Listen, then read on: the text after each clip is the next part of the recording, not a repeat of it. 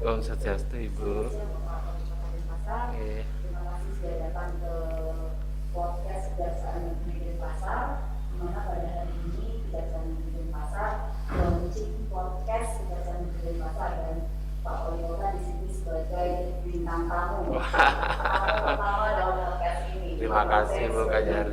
Ya. Sama Pak Kasih Intel, saya maunya tamu pertama bintang tamu kita Kejaksaan Negeri Denpasar adalah Pak Wali Kota. Semoga dengan adanya podcast ini kedepannya Kejaksaan Negeri Denpasar bisa lebih dekat dan lebih dikenal dengan masyarakat dan masyarakat Bali. Mungkin kita langsung tanya Iya, iya Bu, siap Bu. bagaimana kesannya Bapak Wali Kota Denpasar dari awal dilantik hingga saat ini yang masih tetap dalam masa pandemi COVID-19? Apakah ada kendala-kendala dalam pelaksanaan tugas Bapak sebagai Wali Kota dari awal Bapak dilantik sampai sekarang? Om Swastiastu Bu. Pertama-tama ya tentu kami ngaturkan terima kasih. Saya ini jadi tamu kehormatan ini pertama kali dan saya juga pertama kali podcast ini Bu. Maaf, agak grogi ini. Gini Bu, sebelumnya kalau kita berbicara ya dalam masa pandemi COVID ini, izinkan kami ngaturkan terima kasih dulu sama Ibu ini Kajari Denpasar di hari ulang tahun Bakti Adiasa ya ke-61 itu kan kemarin Ibu udah banyak bantu kita di dalam pelaksanaan PPKM. Itu mulai pembagian sembako, terus ada kita vaksinasi anak-anak ibu udah bantu kita udah keliling malam-malam itu ngontrol PPKM kan ingat Ibu kita berangkat dan ibu naik mobil lagi langsung wah ternyata luar biasa Ibu Kajari kita ini terima kasih Bu atas supportnya terhadap pelaksanaan PPKM di Kota Denpasar. Dan kedua, sebelum saya lanjut ini saya juga ini Bu aturkan selamat. Ternyata Ibu Kajari ini di tengah-tengah kesibukan beliau mempersiapkan Kejaksaan Negeri Denpasar ini menuju wilayah birokrasi bersih dan melayani. Ini kan banyak tantangan sebenarnya Ibu. Bagaimana kita meningkatkan kualitas kinerja dan terutama menguatkan kualitas pelayanan publik. Ternyata Ibu Kajari kita ini dari inovasi Kejaksaan Peduli ini mendapat juara 2 Bu ya? Waduh luar biasa, mendapat juara 2 senasional itu di Kejaksaan Peduli, terutama dalam peduli dalam lingkungan Bu ya. Di sana saya lihat Ibu ada konservasi terumbu karangnya, ada pelepasan tukik yang luar biasa bagi saya itu Ibu. Di sana ada bagaimana komitmennya, ini lingkungan alam kita untuk demi anak cucu kita. Ini saya balik Ibu jelasin dulu lah itu ke kita ini bukan. Nah, ini biar tahu dong. Ini masyarakat Denpasar biar tahu juga Ibu. Nah, dalam podcast ini masyarakat Denpasar biar tahu bahwa Kajari Denpasar itu di matanya dia tidak hanya ngurusin hukum, enggak. Ternyata Ibu ya peduli lingkungan, masalah sosial, pandemi COVID ikut gerak, dan malah kita pembatasan masyarakat Ibu naik mobil nyetir langsung. Wah ini masyarakat harus tahu Bu. Ibu sampaikan dulu itu nanti saya jawab masalah PPKM-nya gitu loh Ibu. Ini saya yang jadi gininya sekarang Bu. Jadi kalau misalnya untuk yang pelepasan, yang konservasi terumbu karang sama pelepasan itu, jadi dari Kejaksaan Agung itu ada mengadakan lomba Kejaksaan Peduli Pak. Nah saya itu mikir-mikir itu apa yang saya buat Kejaksaan Peduli. Kalau misalnya seperti yang Bapak ceritakan ngasih sembako sudah, ini udah. Saya mau buat yang berbeda dengan kejaksaan-kejaksaan lain yang mungkin mereka nggak punya Pak. Saya pikir karena memang sebelum saya jadi Kajari Denpasar, saya itu memang sudah mencintai Bali Pak. Saya cinta dengan hangat-hangat Bali, pantai-pantai masih seperti di Bali. Kalau kita mau diving, di bawah itu ada spesies-spesies tropis, koala cantik, itu ada di sini gitu. Nah saya pikir-pikir sayang banget tahun itu tidak dilestarikan. Nah saya juga pernah dengar, saya baca ada penelitian Badan Lingkungan Hidup Provinsi Bali. Nah itu mengatakan kalau misalnya di pantai-pantai Bali itu sudah banyak kerusakan terumbu karang. Nah, pas lagi baca itu ada kejelasan peduli gitu kan. Jadi aku ambil poin ini aja. Nah, karena aku ambil itu, ide dari situ, makanya karena saya cinta Bali, saya juga harus menjaga Bali. Aduh, luar biasa. Menjaga Bali, ya itu Pak, konservasi terumbu karang, pelepasan tuking, hal-hal kecil yang mungkin saya dan Jasa Denpasar bisa memberikan kepada Bali. Ya inilah yang perlu didengar Bu. Ini warga Kota Denpasar harusnya kita bangga, dan saya jadi malu. Masa Ibu Kajari aja komitmennya begitu tinggi terhadap Denpasar, masa kita wali kotanya kalah itu. Mohon maaf ya, saya berbelajar banyak sama Ibu ini. Itu Pak. Iya. Beda dari yang lain Pak. Iya, yang jelas kan ini lingkungan untuk masa depan anak cucu kita ini yang luar biasa. Ibu udah jauh kita mempersiapkan masa depan anak-anak kita, tidak hanya di bidang kesehatan, tidak bidang pendidikan, ini bidang lingkungan sudah dipikirkan oleh Ibu Kajari di tengah kesibukan beliau mempersiapkan Kajari Denpasar menuju WBBF. Sedangkan BPK-nya kan sudah Ibu kan? Iya, Gitu. Pak. Ini saya jadi maksudnya. Jadi salah atau terperang Bapak. Iya. Ini kembali Bu ke awal yang Ibu sampaikan, tugas kami selaku wali kota di tengah masa pandemi ini. Yang jelas sebenarnya kami diajarkan juga oleh Pak Wali Kota sebelumnya, spirit pelayanan publik kita itu kan swaka dharma Bu, yang artinya melayani adalah kewajiban. Spirit melayani kewajiban didasarkan oleh spirit yatnya, pengabdian secara tulus ikhlas.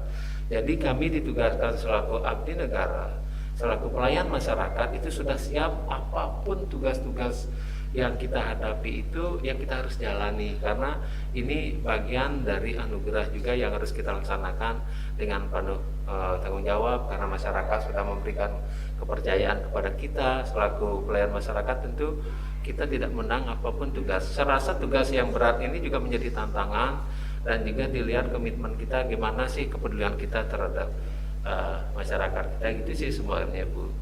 Nah sebenarnya kalau boleh lanjut dikit, boleh kita. Anda gini Bu, sekarang ini kan Ibu seperti Ibu tadi, kita sebelumnya sini sebenarnya kita sudah sempat podcastan sama Ibu tadi, itu masalah iya kita level 3. Nah sekarang kita bersyukur diumumkan kemarin tuh kita sekarang posisi kasus kita tuh pada di level 3. Itu sebenarnya kalau kita melihat dari kondisi kasus aktif kita per hari ini di Kota Denpasar itu kasus aktifnya hanya tinggal 1083 Bu. 1083 itu sekitar 274, sekitar 25%-nya ada di rumah sakit. Dan kasus meninggal kita di 2,4%. Dan kasus sembuhnya sekarang sudah hampir bertembus di 94,8, hampir 95%. Udah tinggi. Kalau melihat dari kasus secara umumnya kita sudah baik. Cuma ada satu yang membuat kita masih di level 3 itu dari kasus insiden rate-nya itu kasus aktif hariannya.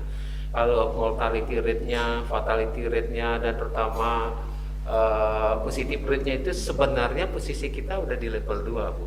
Nah cuma karena insiden rate-nya itu kita masih di level 3, ya kita sekarang ya penilaian dari pusat itu kita memang ada di level 3. Tapi bagi kami sebenarnya kan peluang-peluang apa yang didapatkan dengan ada perubahan level itu terhadap masyarakat kami di Kota Denpasar, apalagi Bali ini adalah daerah tujuan wisata. Tadi Ibu banyak memberi masukan ke kita, sebenarnya mungkin kita harus disampaikan di sini.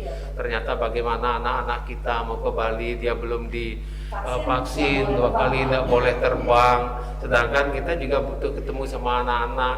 Kalau anak-anak disuruh ke Bali, bapak ibunya juga nggak jadi ke Bali, jadi malah nggak bisa berlibur. Ini juga perlu pertimbangan khusus kita terhadap anak-anak yang di bawah 2 umur, kan rata-rata orang yang biasa traveling itu, liburan itu kan biasa kan kadang-kadang kalau anaknya udah berumur dan tua malah liburan lagi itu, artinya kita sudah di atas, udah mau dekat lansia kayak saya nih Bu gitu.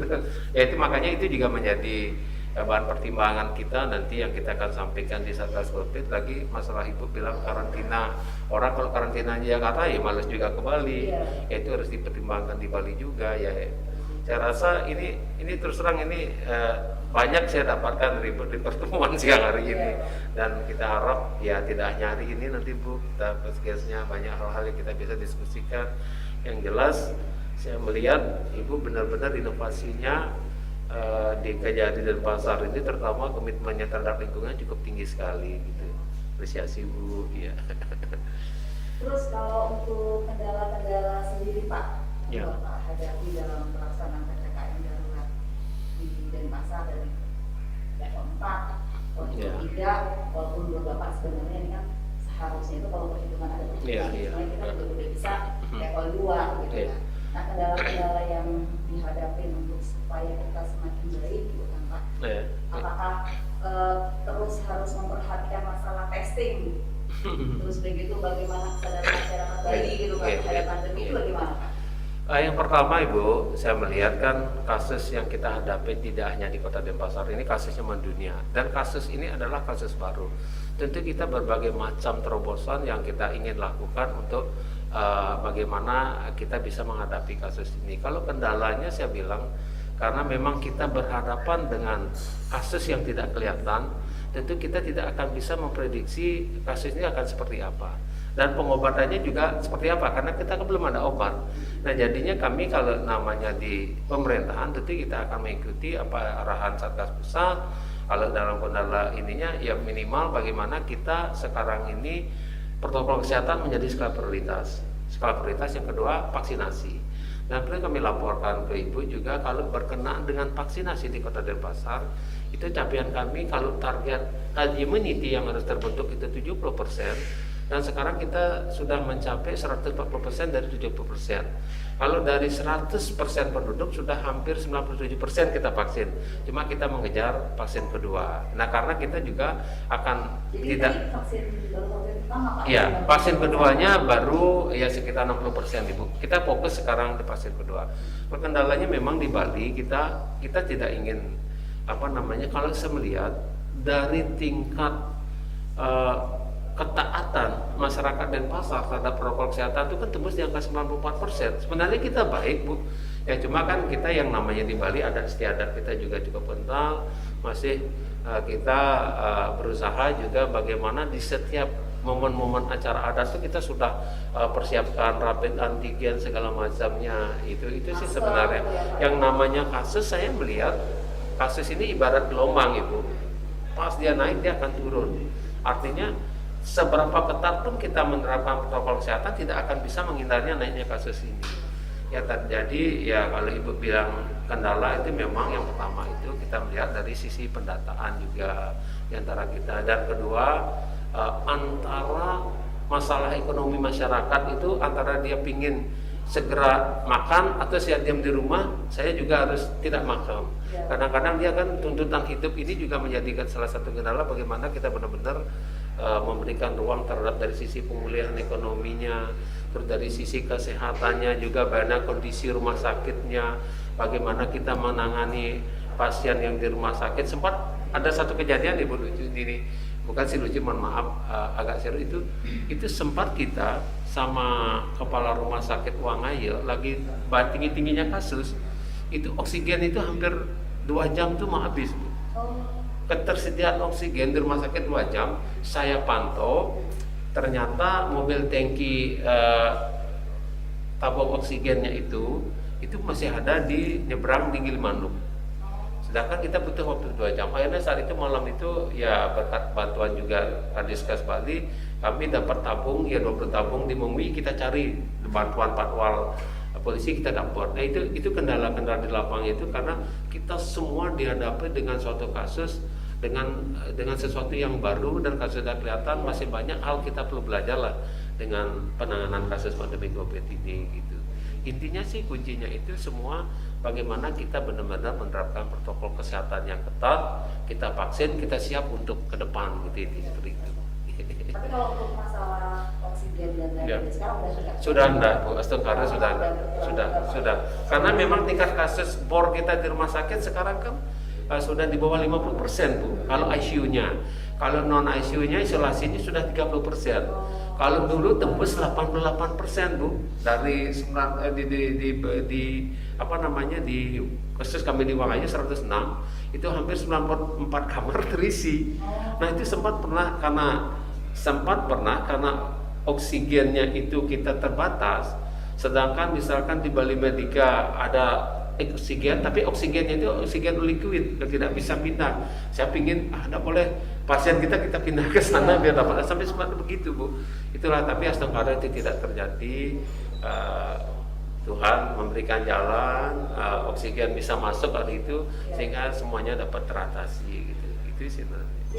Apa ya, maksudnya seperti lambai, Iya. dari naik turun, mudah-mudahan bagaimana caranya itu supaya di Bali itu turun gitu Pak ya, nggak naik-naik dengan walaupun sekarang sudah level 3. Nah, kalau kita cerita yang kemarin Pak, yang sempat kita PPKM level 4 itu yang kita keliling sama Forkopimda gitu kan, dimana pedagang-pedagang itu hanya boleh buka itu sampai pukul 8 gitu kan Pak. Kita mengetahui sama-sama kalau pedagang itu baru buka usahanya itu kalau untuk nasi jinggo itu kan baru mulai jual itu kan jam 7 malam. Jam ya. Jam 6 jam 7 ya Pak ya, gitu kan. Nah, terus begitu apakah di Kota Denpasar dalam pelaksanaan PPKM darurat tersebut itu banyak terdapat penolakan dari masyarakat atau pedagang yang langsung ditujukan kepada Bapak gitu kan sebagai wali kota. Kalau saya lihat sendiri sih Pak dari Instagramnya Bapak gitu kan, gimana Bapak itu saya sih salut juga gitu kan, hampir setiap hari kali Pak ya Bapak yang naik motor, yang naik apa untuk beli nasi jinggo gitu kan. Nah, itu bagaimana Pak? Gini Bu, saya melihat memang kita itu sempat saya nolak. Kenapa kita pemberlakuan itu jamnya itu dibatasi sampai jam 8. Sedangkan pedagang-pedagang kecil itu kan tidak makan di tempat Bu. Sempat saya tolak. Saya sempat sampaikan tolonglah dinaikkan jamnya. Kasihan kalau sampai jam 8. Bagaimana orang itu hanya dengan jualan, bukan hanya nasi jenggo Bu. Di rumah makan pun kalau dia orang makan ke tempat warung itu, kalau dikasih makan di tempat sana mau bungkus juga agak susah. Dan kalau dibatasi waktunya, kita makan tuh paling dikit membutuhkan waktu ya 20 sampai 30 menit. Dan berapa orang sih bisa masuk itu. Nah, jadi dengan kondisi seperti itu Bu, saya melihat dengan harus dia tutup jam 8 sebelum ada perubahan, ya kami ngambil kebijaksanaan di pemerintah Kota Denpasar. Kami kebetulan SKPD kami itu menjadi bapak angkat di setiap desa. Nah, begitu jadi bapak angkat, kita wajibkan dia sore-sore itu harus belanja nasi jenggo, borong. Coba bayangkan Bu. SKPD jadi bapak angkat. Iya, betul. Nah, makanya kalau saya itu kemarin saya coba. Nah, kita memang melihat, karena saya melihatnya begini dasarnya itu, saya coba datang ke teman, karena saya punya teman juga jualan nasi jenggo. Dia bilang, berapa kamu bisa jualan nasi jenggo sekarang? Dia ceritanya ke saya itu, Pak Wali, saya hanya bisa 15 bungkus setiap harinya, bayar harga dengan 5.000. Kalau 15 kan 75.000. Enggak laku satu aja dia sudah nggak dapat untung apa Bu. Nah, saya tanya kalau gitu, karena jamnya jam 8 harus tutup. Kalau biasanya saya sampai 30-40 habis. Nah, akhirnya saya mulai itu coba datangin, ya benar dia, saya coba belanjain, saya borong nasi jenggonya di beberapa tempat. Akhirnya nasinya saya beli, saya kasih juga teman-teman yang jaga. Jadi nasi jinggo yang Bapak beli itu Bapak bagikan kembali ke teman yang jaga di desa lurah. Nah, akhirnya dari itu berkembang Bu, ya ternyata bagus responnya. Bapak di sini dong beli nasi jenggo. Saya beli, nanti saya minta ya 100 bungkus lah rata-rata per anak yang jual nasi jenggo kita bagi. Kalau yang jaga, kalau ada masyarakat yang sekitarnya kita bantu dengan itu. Dan itu kita serentak dan tidak hanya OPD dan teman-teman di dewan pun saya minta ikut untuk itu. Artinya kita saling berbagi, dan malah saya minta Satpol PP yang biasanya menertibkan, kita kan sempat turun Kak Ibu dulu itu. Kalau kita juga menertibkan, tidak memberikan solusi, dia pasti beribet Bu. Nah, itu Satpol PP sebelum nitipi dia belanja dulu. Setelah belanja baru di ini ya. Tapi ya mudah-mudahan, tapi kita belum banyak bisa berbuat, tapi minimal kita bisa meringankan. Nah, akhirnya gitu melalui SKPD peduli itu, ya itulah kita berusaha, karena batasnya sangat terbatas. Tapi astungkara Ibu, berkat situasi lapangan itu kita usulkan ternyata bukanya sudah sampai jam 9, itu ada kelonggaran. Jadi ya sekarang kita jadi agak inilah turun ke lapangannya juga mulai berkurang gitu. Tapi ibu ternyata enggak jadi viewer kami juga ngeliat di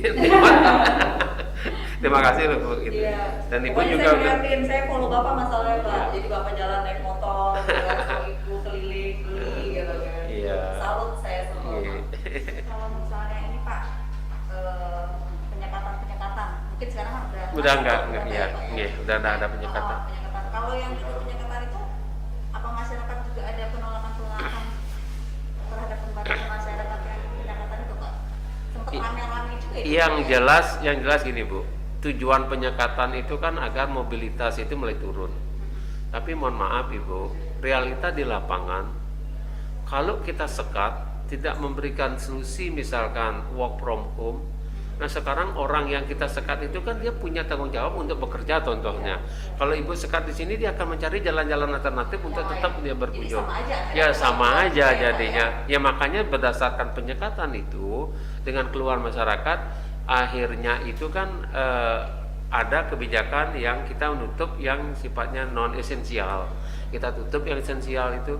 Tapi dalam perjalanan kalau non esensial juga ditutup, ya semakin terpuruk. Akhirnya kita buka lagi. Ya, ini semua kita semuanya belajar dalam pandemi ini karena bagaimanapun juga pemerintah pusat melalui Satgas pusatnya kan berharap bagaimana kasus ini cepat turun. Terutama kita di Bali, mulai cepat pulih, pariwisata pulih, kan ekonomi kita bisa bangkit. Itu sih poinnya. Ya. Dan juga memungkinkan bagaimana Bali itu cepat bangkit. Ya. Bisa jadi banyak yang wisatawan datang ke Bali Inggih. juga. Gitu. Sepi Pak masalahnya Bali Pak ya. Tapi Aduh. kadang-kadang kebanyakan hoax juga Pak, jadi ini benar nggak sih Bali? Ini benar nggak sih ini Bali gitu ya? Benar-benar yang tertutup yang segala macam. Kayaknya enggak deh. Maksudnya nggak seserem yang mereka Betul Bu. share di Iya. ini di media sosial gitu. Banyak banget yang kayak ruko yang tertutup atau kafe yang udah gimana, padahal enggak gitu. Iya. Di Bali gitu kan. Ya karena memang ya kita tetap apapun itu namanya Ibu, apapun itu kami tetap itu sebagai kita harus tetap semangat untuk cepat pulih gitu. Itu tetap kita lihat positifnya juga karena realita yang tutup itu memang banyak Ibu. Tapi kan tidak semuanya seperti itu. Tapi bagaimana juga dalam kondisi kasus yang besar ini semakin kecil juga orang datang semakin cepat juga kita pulih. Namun di saat pulih ini kita harus bergerak bersama dengan seluruh stakeholder bahwa Bali ini sudah mulai pulih, udah kasusnya menurun dan kita harus bangkit dan semua orang harus saling mendukung gitu. Itu sih. Jadi itu salah satu langkah-langkah dari Pemkot Kota Denpasar ya Pak ya untuk membangun ekonomi di Kota Denpasar untuk pulih dari pandemi COVID-19. Tapi ini Bu, kalau kita berbicara sisi pemulihan ekonomi, ya memang sekarang di sisa 2-3 bulan ini kita memang ada program The Youth Festival. Kita tetap ada festival anak muda. Itu nantinya itu festival anak muda kita tetap dengan protokol kesehatan. Ya, kita akan laksanakan rencananya bulan Oktober. Ini habis ini kita ada meeting. Itu The Youth Festival. Anak-anak muda itu kita berikan ruang untuk dia berkreatif. Ada yang dagang kopi kita silakan, ada yang main musik, lomba musik. Setiap tahun ya Pak? Ini pertama kali saya melaksanakan The Youth Festival. Karena kan bisa langkah-langkah dari ya Denpasar untuk ya, pemulihan Pak, ya? dan malah ini nanti di Youth Festival itu hadiahnya Ibu, saya siapkan satu konter kayak ruko Bu, kayak ruko dengan hadiah senilai 20 juta. Di sana ada hadiahnya baju, tas, sepatu. Itu untuk siapa yang datang? Atau siapa yang Nah ikut festival itu, Pak? ini ceritanya kalau satu ruko itu kita hadiahnya senilai 20 juta dan baju itu adalah hasil anak-anak muda kita. Hasil desain anak muda kita papang. Siapa yang dapat juara terbaik satu orang kita kasih hadiah sebanyak itu. Nanti dia biar bisa jualan langsung di rumahnya. Itu rukonya biar menjadi ruko dengan isi-isinya. Iya, dengan isinya kita kasih satu konter itu kita kasih dia taruh di rumahnya ruko, dia udah bisa jualan. Nanti ke depannya tinggal berhubungan dengan siapa yang buat baju ini, tas ini, sepatu ini. Dan ya itu sebagai saya motivasi anak muda biar kreatif, berinovatif di dalam masa pandemi. Nah setelah Denpes, setelah Youth Festival ini ya kita akan laksanakan nanti Denpasar Festival rutin. Kalau Denpasar Festival itu lebih global Ibu. Itu rencana kapan kalau Denpasar Desember Ibu. Oh, Desember. Desember itu Desember. kalau dulu Ibu sebelum Ibu di sini kalau belum pandemi Covid itu sepanjang Gajah Mada berbagai macam kuliner ada di sana. Menu-menu Bali ada, kita semua begitu berakhir tahun, orang tua, anak-anak muda itu semua berlibur di sana. Nah karena pandemi ini kita bisa laksanakan, udah 2 kali kita bisa laksanakan. Nanti saya nunggu perkembangan, tapi tetap kita laksanakan.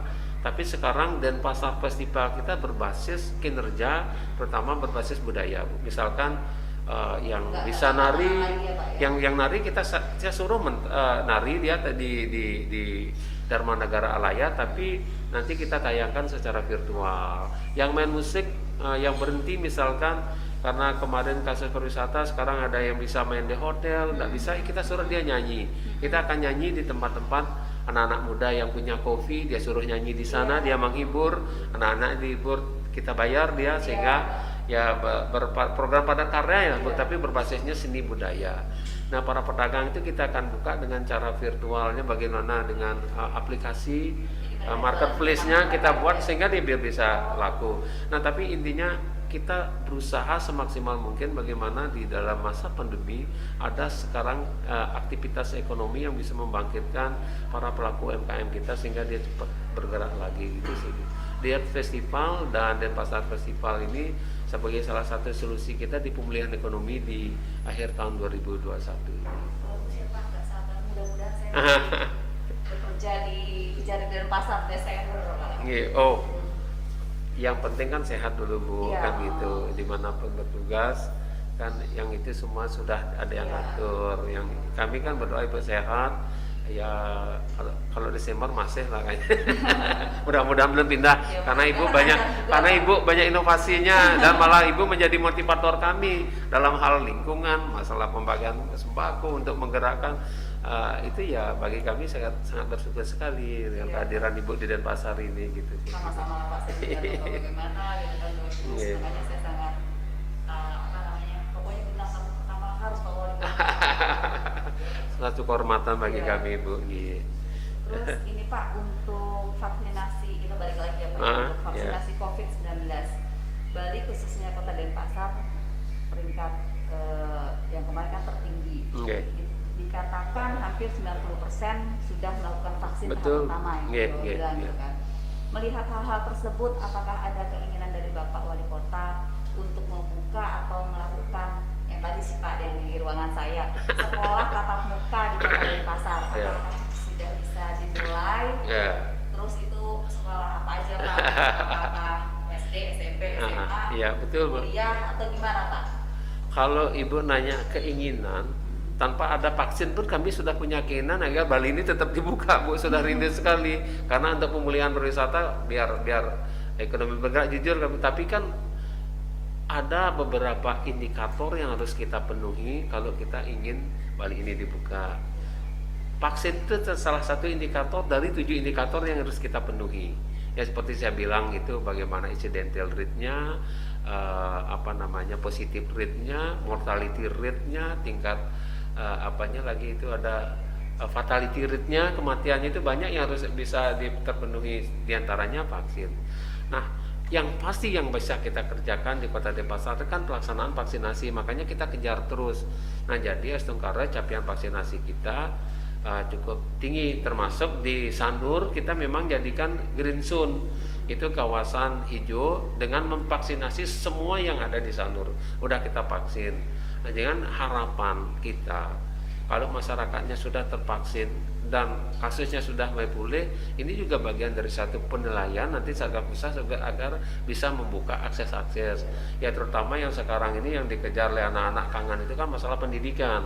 Nah, pendidikan, pembelajaran tatap muka, sebenarnya kami sudah persiapkan dari bulan Juli kemarin, Ibu. Sudah kita siapkan dari simulasinya, dari sekolah yang sudah layak untuk itu, dari protokol kesehatan. bagaimana anak mau datang ke sekolah, bagaimana yang jemput, bagaimana pulang, tidak boleh ada jam istirahat, dan jam sekolahnya hanya boleh 3 jam maksimal. Itu kita sudah persiapan, mohon maaf 2 jam maksimal. Nah kita sudah persiapkan, tapi ya ternyata bulan Juli kemarin, Septembernya naik lagi.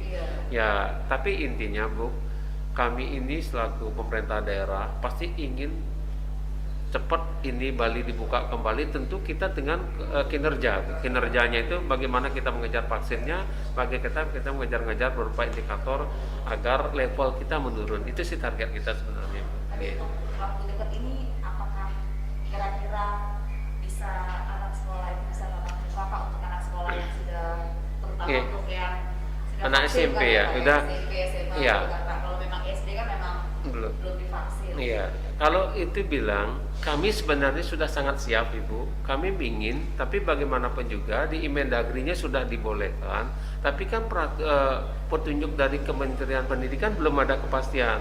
Tapi kalau memang dilepas ya kita akan memang lakukan pembelajaran tatap muka khususnya di sekolah yang sudah siap, sekolah negeri loh Bu, yang sudah kita sempat simulasikan kemarin. Karena ini juga kita harus berani Bu, kita harus berani sekarang memberikan kesempatan.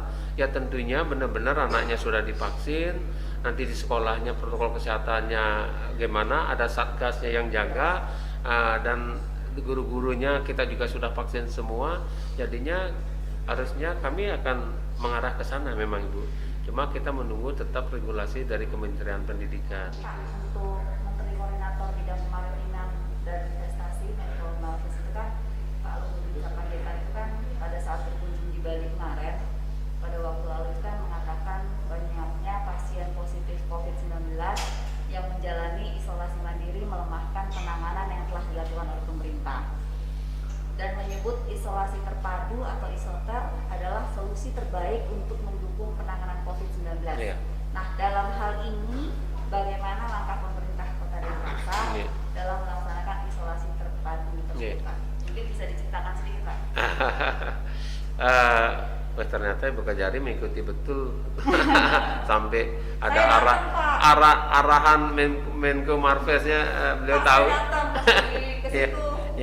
Ya ini Bu, sebenarnya kita kan sempat dikunjungi juga oleh Pak Kapolri dan Pak Panglima TNI juga datang.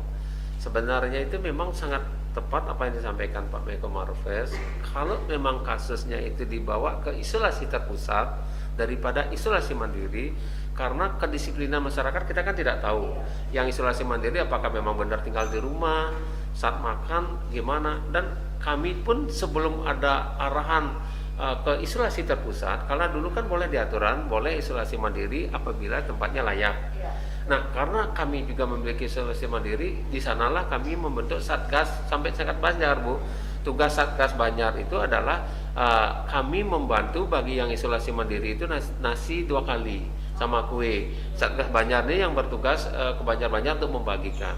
Nah, begitu karena tingkat kasus terus naik, arahan dari pusat akhirnya tidak boleh ada isolasi di rumah. Dengan tidak boleh ada isolasi mandiri itu kami juga tidak boleh membagikan nasi lagi, karena tidak boleh. Akhirnya kita fokus ke hotel, dan kita menyiapkan ada 9 hotel dulunya Bu, 9 hotel, dan termasuk ada 5 hotel yang dibantu oleh Bapak Gubernur. Nah, Stongkare itu dengan memang betul dengan adanya isolasi terpusat seperti itu, penurunan kasus itu lebih terkendali Bu. Karena begitu ada kasus aktif, kita langsung bawa ke hotel seperti itu. Seperti itu sih Bu. Artinya ya memang di mana-mana itu kalau memang orangnya sudah langsung diarahkan ke isolasi terpusat, dan di isolasi terpusat itu kalau kami di hotelnya itu kan makan teratur, ada pemeriksaan kesehatan, vitamin dikasih dan obat juga dikasih, dia akan lebih cepat pulih. Kalau di rumah dia belum mikir saya ntar sore mau makan apa ini, kan seperti itu juga. Terus saya ntar kalau sakit ini saya telepon siapa lagi kan gitu. Ya itu juga akan menambah boringnya dia dan berisiko juga terhadap penyebaran terhadap tenaga yang lain gitu. Seperti itu. Ya gitu.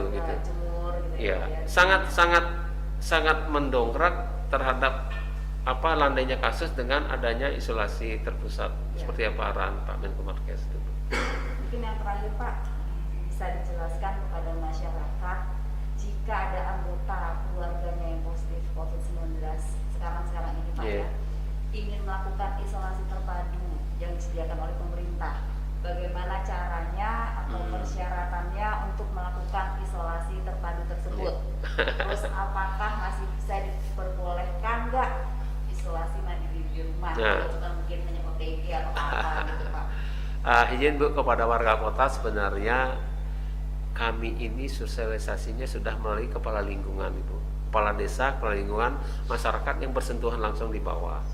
Ya memang, dan kami juga berterima kasih sekali kepada ya Forkopimda Kota Denpasar lah Ibu, sama jajaran TNI Polri yang begitu aktif mengarahkan masyarakat itu untuk melakukan isolasi terpusat. Kami begitu ada kasus, kami kan ada data nih Bu. Misalkan hari ini ada kasus aktif, misalkan sekarang berapa ini, 149. Dari kasus aktif 149 ini kita print out Ibu, kita bagi per kecamatan. Di kecamatan itu dia sudah membagi per desa. Begitu per desa kasus dikasih, di desanya itu sudah ada tim tracking kita menelpon, ibu ini terpapar kasus positif, jangan keluar. Sebenarnya dari SMS blast kan dia sudah dapatkan, tapi kita tetap gitu. Nah, karena begitu dia masuk per Banjar, per desa itu dia paling banyak 12 kasus, lebih gampang dimonitor. Langsung SIM trackernya turun Bu, mengarahkan ibu atau bapak, ibu tidak boleh isolasi mandiri, harus ada di hotel. Kita siapkan hotel yang ada sekarang yang kosong, Hotel Bali Beat, Wardapura, kita kasih ke Bu kalau di hotel gini. Tapi juga ada gini Bu, ya namanya masyarakat di Bali ini, di Kota Denpasar itu, ya Bapak kalau saya ke hotel, siapa yang rawat burung saya? Ya ada jaga burung saya di rumah. Terus ada juga pengalaman di hotel anaknya nangis, dia bingung mikirin anaknya. Akhirnya banyak kasus yang kita dapatkan yang harus kenapa dia di rumahnya. Kalau saya di hotel ininya orang tua saya siapa yang rawat? Itu banyak itu. Jadi kita melihat iya, itu nambah kita lah Ibu. Kalau kita anak kita di rumah udah makan deh dia, kalau kita di hotel terus ada yang siapa yang ngurus, jadi kapan kita sembuhnya Bu gitu. Nah jadinya kita tetap ada hal-hal yang kemanusiaan yang kita tetap toleransi, tapi kami tetap prioritas adalah hotel kalau kita ingin sembuh cepat. Dan kami juga kesempatan yang baik ini berterima kasih sekali kepada jajaran TNI Polri yang benar-benar menggerakkan para isoman kita ke isoter, karena berkat kerja beliau juga Ibu Kajari yang sering melakukan monitor kita dan sering ke lapangan, ya ini juga adalah bagian kinerja yang mampu mendorong kasus ini menurun dengan isolasi terpusat ini gitu sih Bu. Tapi kalau kita bilang masyarakatnya ya banyak kendala juga yang harus dihadapi untuk benar-benar dia semua mau di isolasi terpusat, walaupun di hotel Bu dia lebih banyak juga, apalagi nambah lagi dikit Bu, anak-anak kalau dia berumur, orang Bali itu udah berumur, kalau dia dapat buat canang itu di rumah dia tambah cepat dia sembuhnya Bu. Kalau di hotel dia ngapain, lihat TV enggak begitu juga, dia asik, dia main HP nggak ngerti juga, melihat aduh lebih baik dia di rumahnya bisa sambil ini aktivitas itu. Banyak yang gitu ya. Kalau di rumah bisa. Iya, intinya yang Ibu tanyakan tadi sebenarnya kita pendataan kita langsung ke masyarakat itu langsung mendapatkan informasi kalau dia mau ke hotelnya kemana diarahkan, kita siapkan ini seperti itu. Yeah. Terima kasih Bapak atas kehadirannya di Podcast Negeri Denpasar. Sebelum berakhirnya acara ini, kami minta mungkin sedikit masukannya dari Pak Wali Kota untuk podcast Kejaksaan Negeri Denpasar ke depannya, karena baru pertama kali ini Pak. Yang pertama Ibu, saya terima kasih sebagai bintang tamu pertama yang diberikan kesempatan di podcast Kejaksaan Negeri Denpasar, dan selamat atas telah dibentuknya podcast kejaksaan, karena ini juga menjadi media informasi Pak. Ibu mohon maaf, Ibu juga sama sekarang kita kan secara tidak langsung bisa memberikan informasi tidak hanya tentang Kota Denpasar, penanganan COVID, tentang Ibu juga tadi kan bagaimana Kejaksaan Negeri Denpasar berinovasi, di samping akan mempersiapkan juga untuk menuju BBM. Saya yakin Kejaksaan Negeri Denpasar akan pasti segera mencapai BBM di bawah Ibu, itu saya yakin. Dan intinya sekali lagi selamat Bu, podcast Kejaksaan Negeri Denpasar mudah-mudahan bisa menjadi media informasi untuk tentang informasi update tentang kondisi Kota Denpasar, tidak hanya Kejaksaan Negeri dan Bali juga, Bu. Terima kasih Bapak. Nggih, selamat Bu, nggih, selamat. Terima kasih untuk Nggih, waktunya, nggih. Bapak. Terima kasih Bu. Terima Nggih. kasih, Om Om Santi. Santi, Santi, Santi. Om.